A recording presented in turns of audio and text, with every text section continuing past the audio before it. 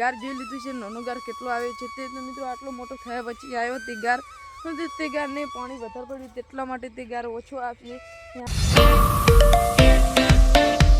તો hello YouTube family, આજના નવા લુકમાં તમારું હાર્દિક સ્વાગત છે. તો મિત્રો જે પણ મેમ્બર લાઈક અને સબસ્ક્રાઈબ કરી દેજો.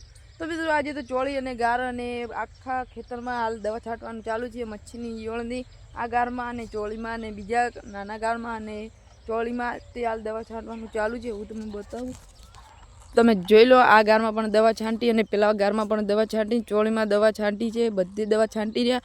હવે ખાલી નાના ગારમાં બાકી હતી. નાનો ગાર પણ વીણવા આવી ગયો છે મિત્રો. આ ગાર પણ વીણવાનો છે અને લગ્નગાળો પણ આવ્યો છે.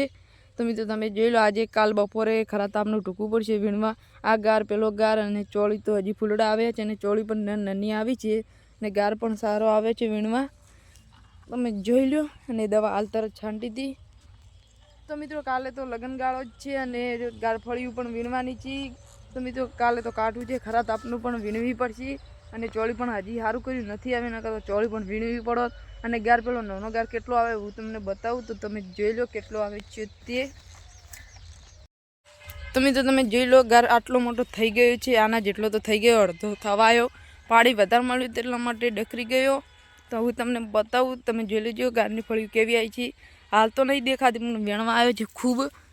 થડમમાં છે, આ બાજુ તો ઓછો આવ્યો છે, નકર આ બાજુ ખૂબ આવ્યો છે. તમે જોઈ લો, આ જોઈ લો કેટલી ફળિયું આવી છે વીણવા. આ જોઈ લો, હાલ તો ગારમાં દવા છાંટી છે અને ચોળીમાં પણ દવા છાંટી. અને બાજી જોઈ લો, બાજી દોણો લીધો કમ્પ્લેટ. અને હવે થોડાક સમયમાં વઢાવા પણ આવી જશે.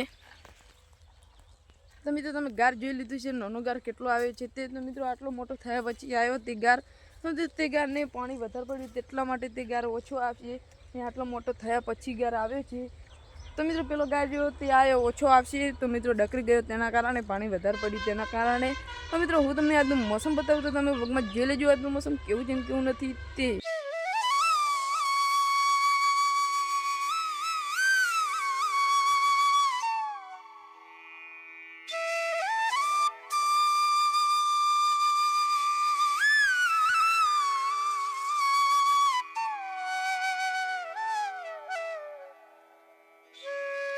તો મિત્રો તમે આજનું મોસમ જોઈ લીધું છે વ્લોગમાં. તો મિત્રો મચ્છીની દવા છાંટી હતી અને ઈયળની.